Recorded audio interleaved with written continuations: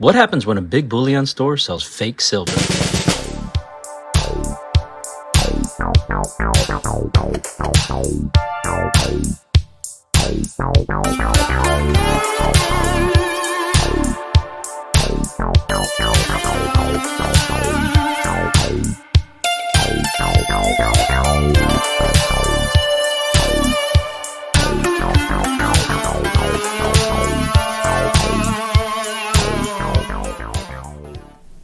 Welcome to Silver Bar Stacker, folks. I hope everybody's doing well and enjoying their day. Now, today I wanted to talk to you about an interesting finding that we had when we were browsing one of our favorite online auction houses, and that auction house goes by the name of MineralX. Now, MineralX is possibly a platform that many of you are familiar with. This is a platform that's run by Rob Sultan. He's got quite a large YouTube following and YouTube channel.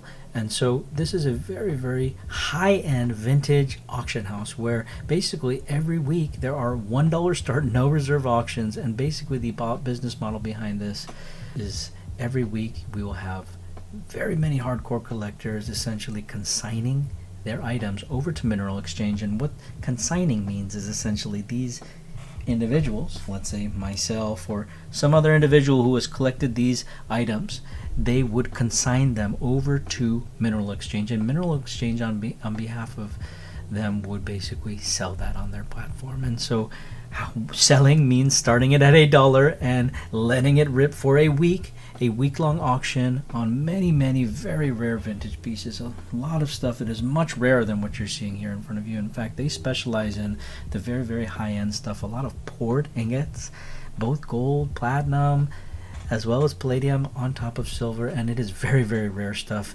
Truthfully, it's a little bit out of my league, I like to say, because it is very expensive stuff and really for the hardcore collector.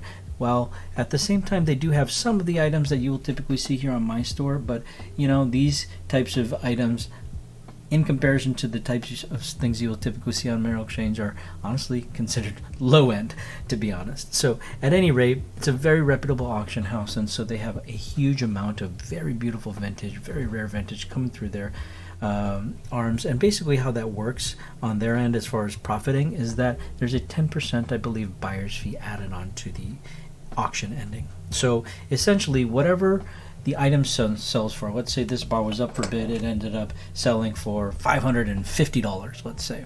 Okay, well, in that case, that $550 is going to go straight to the person who consigned it over.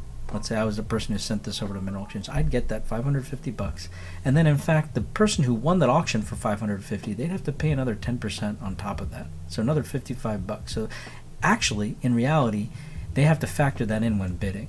It's $550 plus another $55, so it's actually $605 that I ended up winning this, plus any other shipping and, you know, if there's any payment processing fees, anything like that. So at the end of the day, $605, that $55 then is pocketed by MineralX, and that's how they make their money for hosting items on their site. And so there's very many people who are browsing that. It's a very stressful situation to bid in that sort of a format because you really don't know how high you need to bid. You have to have a very good understanding of the market value for these items, or you might end up overpaying, right? At any rate, this is a very nice auction house. If you're looking for a great price on some extremely rare pieces that you may never see again, it's a great place to go looking for vintage. Now, as you need to do anywhere, even on my own site, or anywhere you buy, you need to do your own research. You need to make sure you're vetting things, and you need to have the best understanding of what it is that you're buying before you buy it. And that's why, for me personally, when I'm selling things, primarily I would say a bulk of my items are sold on my Whatnot platform, my Whatnot auctions.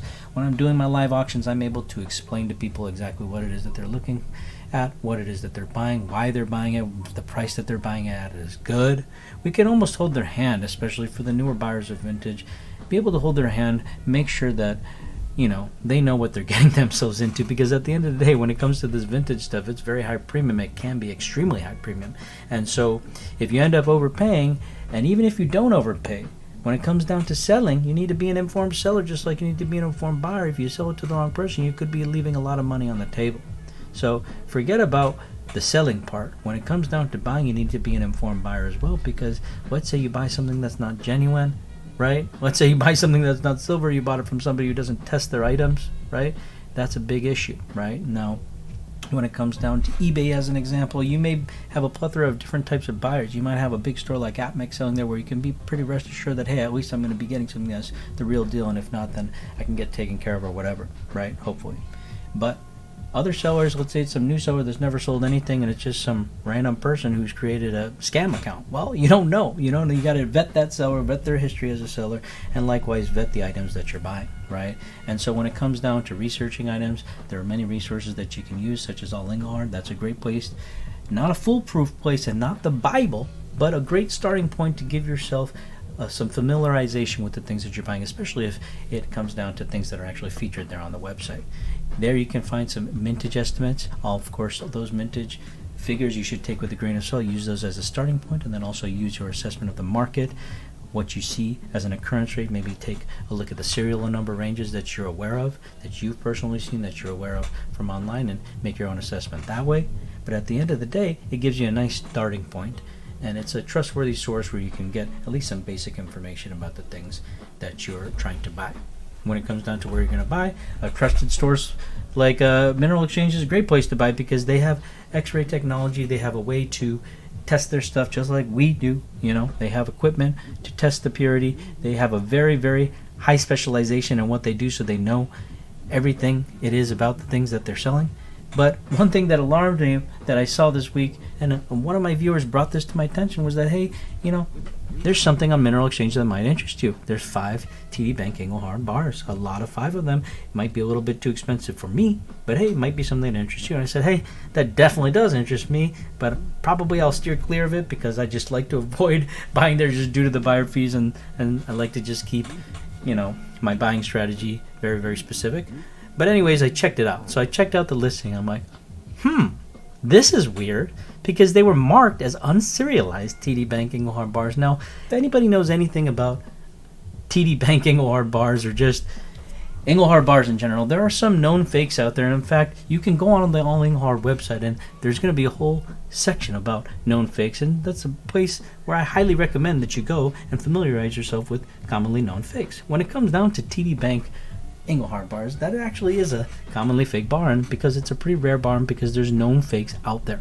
And so when it comes down to it, there's very, very easy ways to tell which bars are fake versus not. And these things that you might be able to tell, they differ based off of the bar. But when it comes down to the faked TD Bank bars, it's very, very common that you'll find them with no serial number on them. And when it comes down to it, actually the mintage on Engelhard TD Bank bars is very, very small. It's actually only an estimated mintage of 1,000. You've got a very small serial number range when which these bars were produced. In fact, I'm actually aware of 2 different types of Engelhard TD Bank bars. One of them is not on all Engelhard, but I digress. I will not get into that because that's just another deep rabbit hole that we'll go down. And it just goes to show that you cannot fully trust all the information. You got to use that as a starting point, and then also use additional knowledge that you have. So I won't get into the other variant of the TD Bank Engelhard bar, but let's just put it this way. There's another variant where there's no plus after the 999, and that tends to have a higher serial number than the other bars that I've seen that do have the plus. I've only seen it one time in my life, so I believe that's a very, very rare variant. But when it comes down to it, a TD Bank Engelhard bar authentic is always going to have a serial number on it. It's always going to be within a strict serial number range. Okay, so to me, it was alarming to see an unserialized lot of 5 Engelhard TD Bank bars, because to me, that's a very commonly known fake. Okay, so when this individual, one of my viewers here, brought it up to me, I immediately told them, like, hey, I'm not planning on bidding on this, and now I'm definitely not planning on bidding on this, because to me, these look like fakes. These definitely look like fakes, and that's alarming to me because of where these bars are listed. Right, this is an auction house that has state-of-the-art. I mean, they have literal X-ray equipment to make sure that everything is authentic. And truthfully, I don't know if those bars were clad or silver, but it doesn't matter, because they're certainly not authentic Engelhard bars. And so, to me, that was like a glaring issue. And I advised my viewer, please stay very, very far away from that listing. It's kind of crazy to me, honestly, that that's listed there. And I made sure to take a screenshot of that, because I thought to myself, probably worth reaching out to them and letting them know, because it's not good if somebody ended up getting stuck with those bars, those unserialized TD Bank Engelhard bars. They're not real. They're not genuine, right? And so hopefully they would have been made aware of that. I myself did not have time to reach out to them and let them know, but thankfully my viewer did. And it turns out that shortly after he reached out, they actually removed the listing, and it turns out they said, hey, we've come to the determination that these are fake bars, and so we've actually stopped the auction and removed that auction. So it's really, really great that we were able to come down to it, and at the end of the day find out that, hey, real authentic TD Bank bars truly do have to have serial numbers on them, just like these sequential serial pair that we got right here. And if you do see an unserialized TD Bank Engelhard bar out there, you got to be aware there's other known fakes out there as well, and so you got to keep an eye out for those as well, because truthfully, the higher silver price goes, the more popular these Engelhard products get, the more likely you are to see fakes. So you got to be aware where you're buying, who you're buying from, what you're buying, and be an informed buyer, my friends.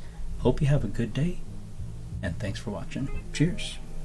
Oh, and if you haven't had a chance to yet, be sure to check out our social media landing page at solo.to/silverbarstacker. There you can find our direct website link, which is silverbarstacker.com, as well as our links to our other social media channels, such as this very YouTube channel, our Facebook page, our Instagram page, our TikTok page, our Twitter page, and we also have the link to our Whatnot page, which is where we actually run our live auctions and actually also have all of these same SBS drops that we hold. We run those same drops on our Whatnot store, and we also have live auctions happening literally all the time. So the way that you can be notified about those auctions is to be following us there on whatnot.com/user/silverbarstacker. And we hope to see you there, folks. Thank you, and have a great day.